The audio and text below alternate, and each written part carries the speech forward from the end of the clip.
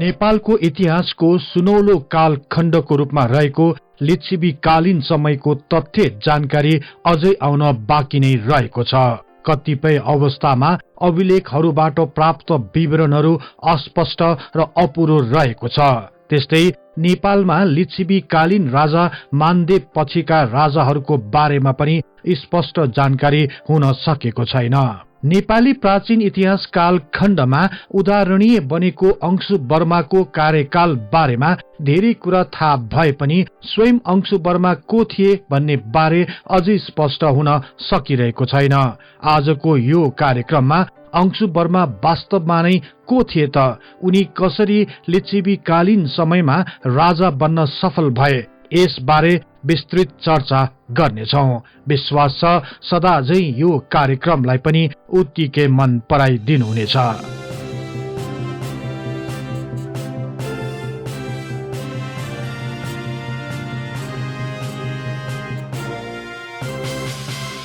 राजा मानदेवको मृत्युपछि उनका छोरा महीदेव गद्दीमा बसे।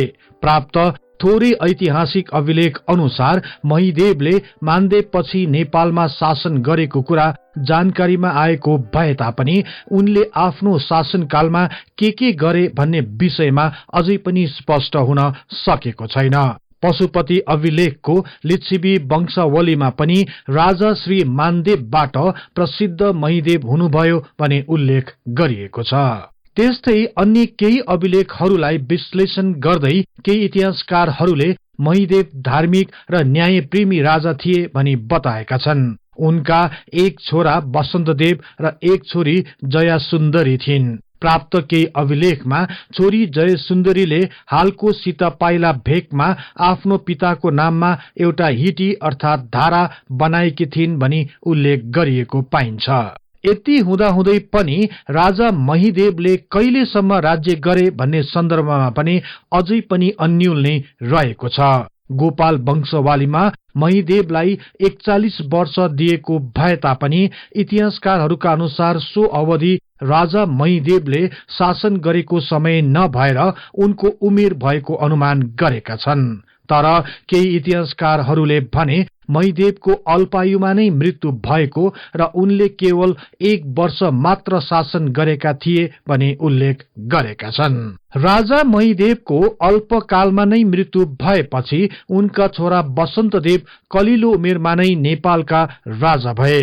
प्राप्त केही अभिलेखमा राजा वसन्तदेव गुणी, सिलवान, दानी, साहसी र विद्वान थिए भनी जनाइएको छ। त्यस्तै राजा वसन्तदेव प्रजापालक र आफ्ना हजुरबुवा राजा मानदेव जस्तै पितृ मातृभक्त पनि थिए। थानकोटमा पाइएको शिलालेखमा राजा वसन्तदेवले आफ्नी बहिनी जयासुन्दरीलाई दाइजो स्वरूप जग्गा दिएको उल्लेख गरिएको छ। राजा वसन्तदेवले आफ्नो राजकाज मानगृहबाट नै सञ्चालन गर्दथे। राजा मानदेवले निर्माण गरेको मानगृह राजाको वासस्थान लगायत राज्यको प्रशासकीय केन्द्रको रूपमा पनि प्रयोग गरिन्थ्यो। राजा वसन्तदेवले राज्यको दैनिक प्रशासन चलाउन दरबारी मुख्य भारदारको रूपमा रवि गुप्तलाई नियुक्त गरेका थिए। रवि गुप्त को थिए भनी स्पष्ट नभएको भए तापनि केही इतिहासकारहरूले राजा वसन्तदेवकी बहिनी जयासुन्दरीको विवाह आविर गुप्त वंशीसँग भएकाले उनी पनि कुनै नाता पर्ने भनी अनुमान गरेका छन्। केही इतिहासकारहरूका अनुसार रवि गुप्त पछिल्लो समयमा निकै प्रभावशाली व्यक्तिको रूपमा स्थापित भएका थिए र गुप्तहरूले धेरै जसो समयमा राजकाजको कार्यमा हस्तक्षेप गर्दथे भनी उल्लेख गरेका छन्। इतिहासकार ज्ञानमणि नेपालका अनुसार गुप्तहरू शक्तिशाली बन्दै गएपछि वसन्तदेवको आखिरी शासनकाल ताका नेपालमा द्वैत शासनको आरम्भ भएको थियो भनी उल्लेख गरेका छन्। इतिहासकार धनवज्र वज्राचार्यका अनुसार यसरी सत्ता संघर्षले चरम रूप लिएपछि विक्रम सम्वत 588 ताका भएको एउटा राजनैतिक काण्डको फलस्वरूप रवि गुप्त लगायत भद्रगुप्त, नाथगुप्त, शुभगुप्त र स्थितगुप्तको हत्या भएको थियो भनी व्याख्या गरेका छन्। तर यसबारे अन्य थप अभिलेखहरू भने प्राप्त भएको छैन। गोपाल वंशावलीले वसन्तदेवलाई 49 वर्षको अवधि दिएको छ भने भाषा वंशावलीमा उनी 15 वर्षको उमेरमा गद्दीमा बसेका र उनले 46 वर्ष राज्य गरेको वर्णन गरिएको छ। तर अन्य केही अभिलेखहरूमा राजा वसन्तदेवले विक्रम सम्वत 563 देखि विक्रम सम्वत 589 सम्म पुग नपुग 26 वर्षसम्म राज्य गरेका थिए भनी उल्लेख गरिएको पाइन्छ। राजा वसन्तदेवको राज्यकाल पछि को राजाहरू भए भन्ने सन्दर्भमा इतिहास मौन रहेको छ। प्राप्त थोरै संख्याको अभिलेखहरूमा पनि केही राजाहरूको नामहरू उल्लेख गरिएको भए तापनि ती राजाहरूको विस्तृत जानकारी भने प्राप्त भएका छैनन्। त्यसैले पनि राजा वसन्तदेव पछिका केही राजाहरूको बारे अझै अनुसन्धानको खाँचो रहेको छ। पशुपति अभिलेखलाई अध्ययन गर्ने हो भने राजा मानदेव पछि महिदेव र महिदेव पछि वसन्तदेव भनी स्पष्ट उल्लेख गरिएको भए तापनि वसन्तदेव पछिका राजाहरूको बारेमा भने स्पष्ट पारिएको छैन। तर सो अभिलेखमा राजा वसन्तदेव पछि 13औं उदयदेव भनी उल्लेख गरिएको छ। यसैलाई आधार मान्दै इतिहासकारहरूले वसन्तदेव पछि 13औं राजाको रूपमा उदयदेव थिए भनी निष्कर्ष निकालेका छन्। त्यस्तै अन्य अभिलेखहरूमा पनि राजा वसन्तदेवसँग जोडिएको अन्तिम मिति विक्रम सम्वत 589 र उदयदेवसँग जोडिएको मिति विक्रम सम्वत 678 रहेको पाइएको छ। यसलाई गणना गर्ने हो भने पनि यी मितिहरू बीच 89 वर्षको अन्तर रहेको छ। यही 89 वर्षको अवधिमा कुन राजाले कति वर्षसम्म राजकाज गरे भन्ने विषय अझै स्पष्ट हुन सकिरहेको छैन। विभिन्न समयमा पाइएका भिन्न भिन्न अभिलेखहरूको अध्ययन पछि इतिहासकारहरूले केही राजाहरूका नाम दिन समर्थ भएका छन्, जसमध्ये राजा वसन्तदेव पछि क्रमशः उदयदेव प्रथम, मनुदेव, वामनदेव, रामदेव, गणदेव, गंगादेव, गुणकामदेव, अमरदेव, मानदेव द्वितीय र शिवदेव राजा भएका थिए। तर पशुपति वंशावलीमा 13औं राजाको रूपमा उदयदेवको नाम उल्लेख गरिएको भए तापनि 10 जना राजाहरूको नाम मात्र पत्ता लाग्न सकेको छ। बाँकी 2 राजाहरूको नाम थाहा हुन सकेको छैन। लिच्छवी राजा मानदेव द्वितीय पछि शिवदेव नेपालका राजा भए। हालसम्म शिवदेवका 17 वटा अभिलेखहरू पाइएकाले पनि उनको समयमा प्रशासनिक, आर्थिक, राजनीतिक तथा सामाजिक विषयको बारेमा केही जानकारी प्राप्त गर्न सकिएको छ। राजा शिवदेवको कार्यकाल विक्रम सम्वत 647 मा सुरु भएको थियो। उनी गुणी, विनयी, सुरा, धैर्यशाली राजा थिए भनी प्राप्त अभिलेखहरूमा उल्लेख गरिएको छ। उनको शासनकालमा उनले देशको आर्थिक विकासमा विशेष पहल गर्नुको साथै वन विकास र वन संरक्षणमा पनि विशेष जोड दिएका थिए। त्यसैले पनि उनको शासनकालमा मुलुकमा शान्ति र सद्भाव रहेको थियो। इतिहासकारहरूका अनुसार राजा शिवदेव मानदेव पछिका सबैभन्दा शक्तिशाली लिच्छवी शासक थिए। लिच्छवी दरबारमा पहिलेदेखि नै गुप्त परिवारका सदस्यहरूको विशेष भूमिका रहने गर्दथ्यो। राजा शिवदेवको पालामा पनि भौमगुप्तले राज्यको शक्तिशाली स्थान प्राप्त गर्न सफल भएका थिए। भौमगुप्त को थिए भन्ने सन्दर्भमा इतिहास मौन रहे तापनि उनी लिच्छवी राजवंशका ज्वाइँ खलक परिवारका सदस्य नै रहेको बारे भने धेरै जसो इतिहासकारहरू सहमत छन्। यही कारण नै गुप्त परिवारका सदस्यहरू राजकाज सम्बन्धी राजाहरूको नजिक रहेर काम गर्ने अवसर पाएका थिए भनी उल्लेख गरेका छन्। भौमगुप्तले पनि स्थानीय स्वायत्त शासनलाई नै बढुवा दिने भएकाले स्थानीय स्तरमा उनको लोकप्रियता अझ बढ्न गएको थियो। यही भएर नै प्राप्त अभिलेखहरूमा भौमगुप्तलाई श्री सर्वदण्ड नायक महाप्रतिहार भनी सम्बोधन गरिएको पाइएको छ।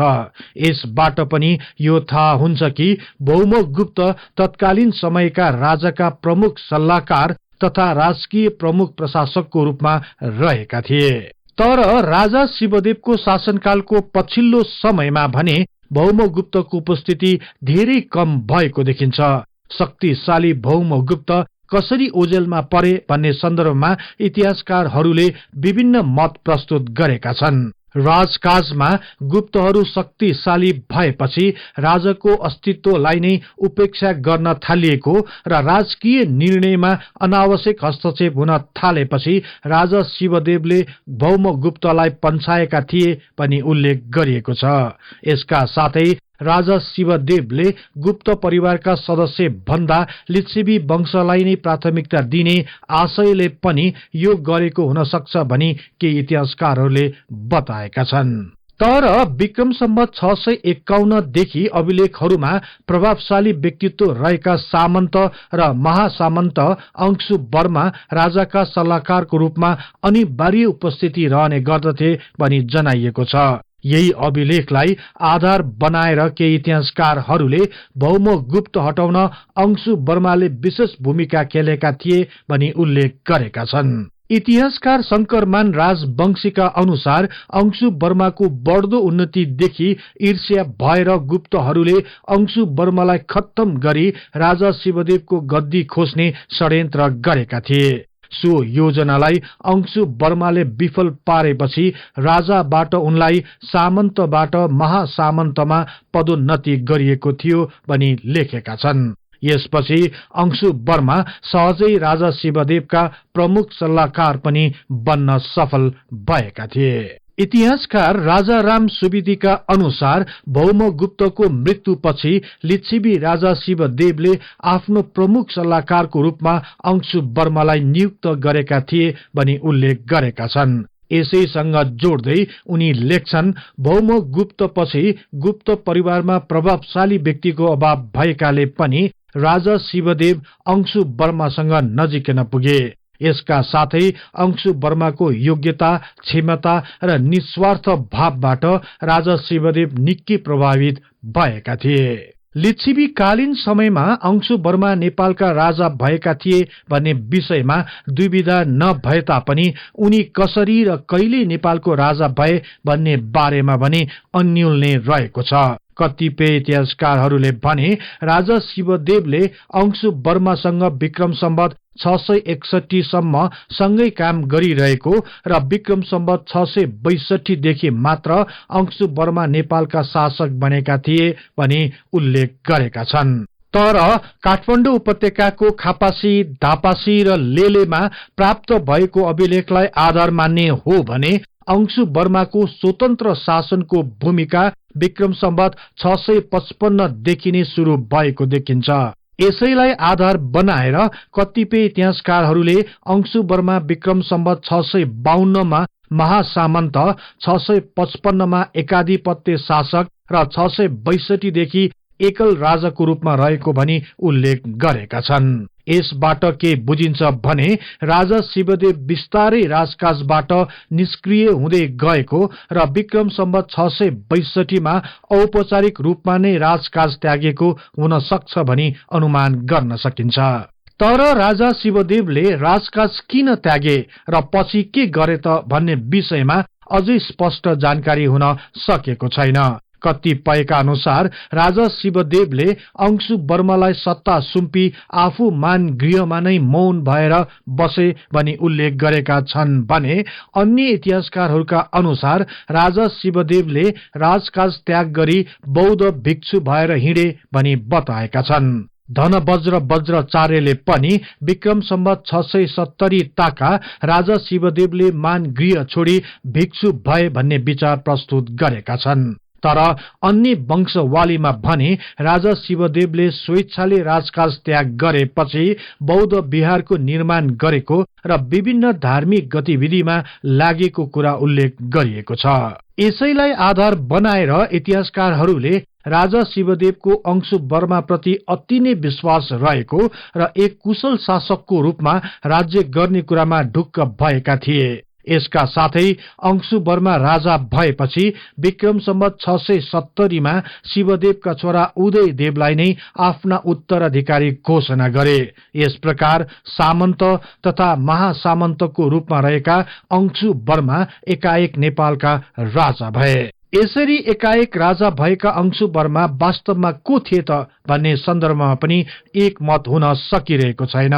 इतिहासकार बाबुराम आचार्यका अनुसार अंशुवर्मा लिच्छिवी नै रहेको जनाएका छन्।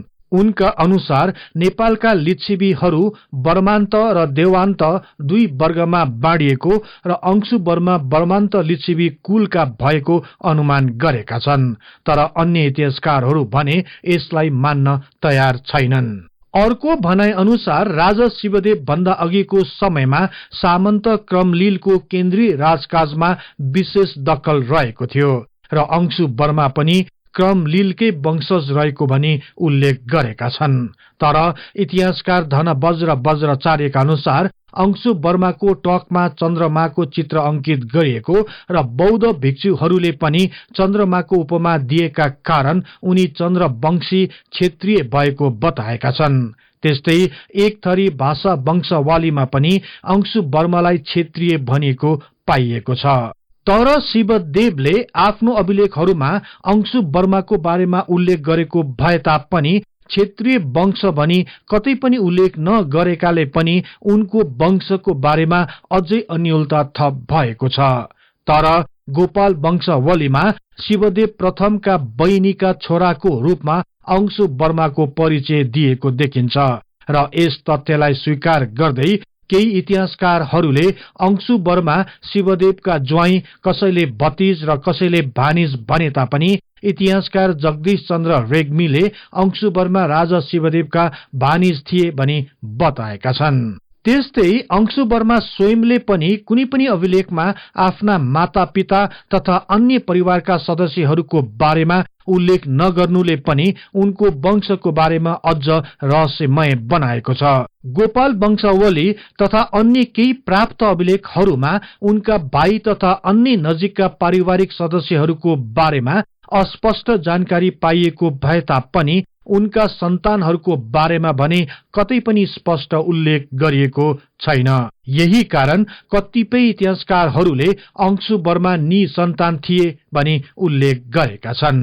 यस प्रकार अंशुवर्माको बारेमा तथ्य जानकारी नपाइएको भए तापनि उनी लिच्छिवी वंशकै समकक्षी थिए भनी केही इतिहासकारहरू स्वीकार गर्दछन्। यसका साथै अंशुवर्मा नेपालको एक कुशल, प्रतिभाशाली र उदाहरणीय राजा थिए भन्ने सन्दर्भमा भने सबै इतिहासकारहरूको एक मत रहेको छ।